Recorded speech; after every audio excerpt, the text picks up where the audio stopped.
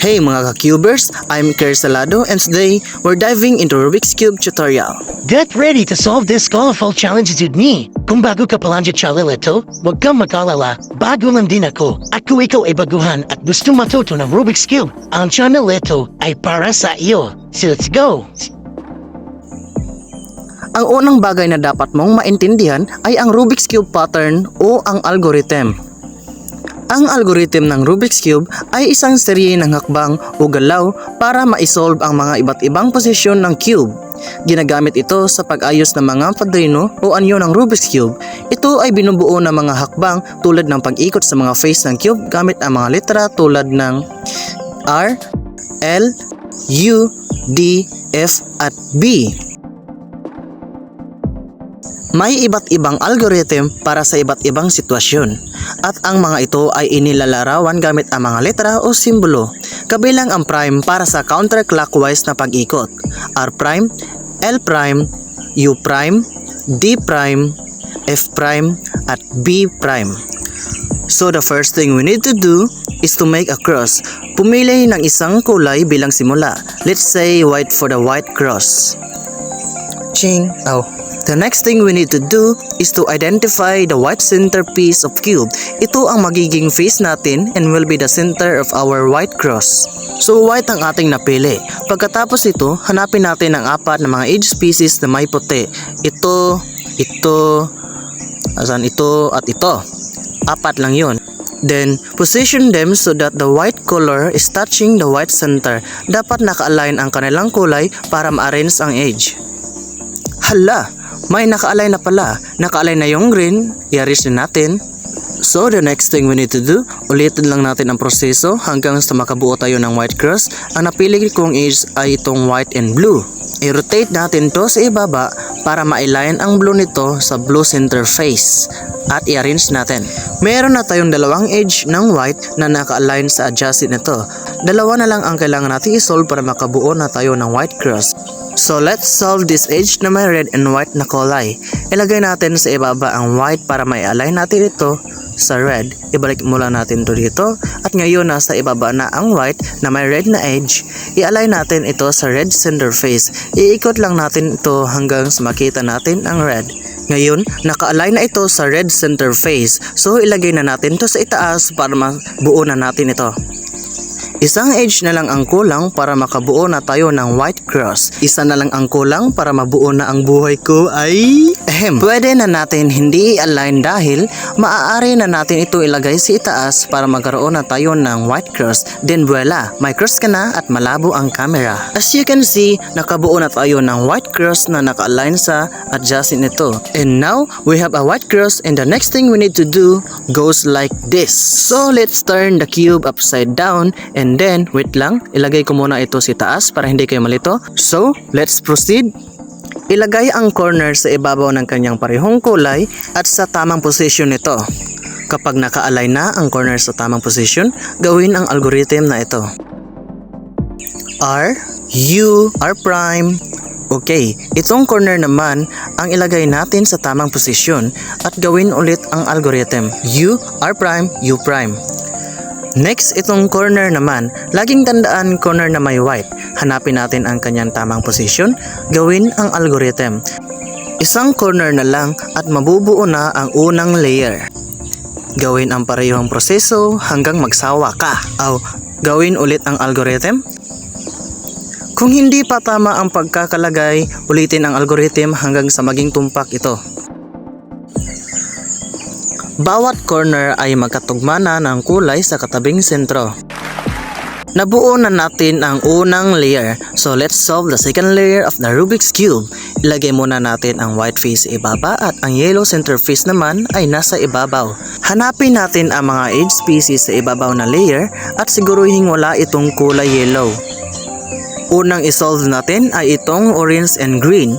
As we can see, ang edge na ito ay may orange at sa kabila naman ay may green. So let's put it here kung saan walang orange at green. At dahil sa kaliwa natin to i-move, ang algorithm na ating gagamitin ay ang algorithm for left moving. U prime, L prime, U, L, U, F, U prime, F prime. So, nasa tamang position na ang green at orange. And the next one is blue and red. I-align muna natin to para malaman natin kung saan natin to i-move. Since i-move natin to sa kaliwa, algorithm for left moving pa rin ang gagamitin natin. L prime, you'll always be my baby. U, F, U prime, and F prime. Ulitin ang parehong proseso para sa iba pang mga edges na walang yellow hanggang masolve ang lahat ng mga ito.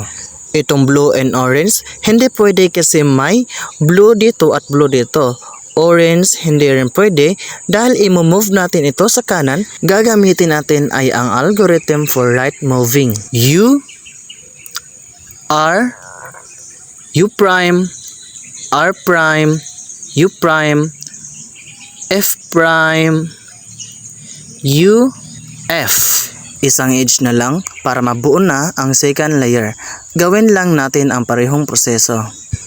Ikapoy na ako. Since i-move natin ito sa kaliwa, ang algorithm na ating gagamitin ay ang left moving. At pagkatapos nito, makikita na natin ang resulta. F prime muna natin. And finally, nakumpleto na natin ang second layer.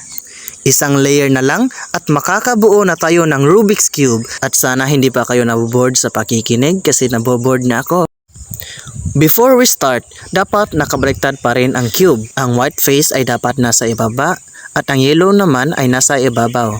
Una, gumawa muna tayo ng yellow cross gamit ang algorithm na ito. FR, U, R prime, U prime, F prime. Kahit saan pwede ka magsimula. Ipagpatuloy lang natin, U prime, F prime. Dapat ito ang unang mabubuo bago ulitin ang algorithm.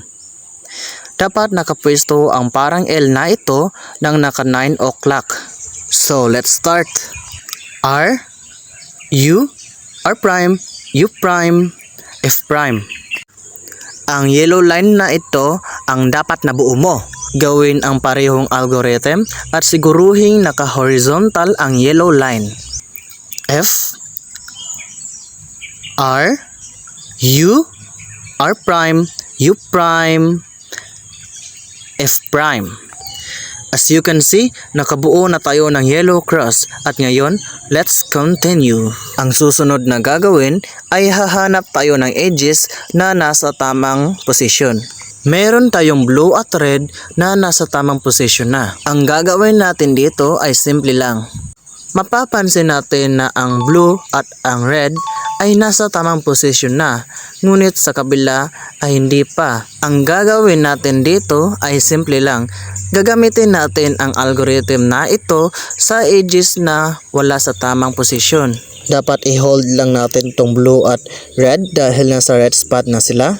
At kung ang red spot ay dito at dito, maaari pa rin natin ito masolve.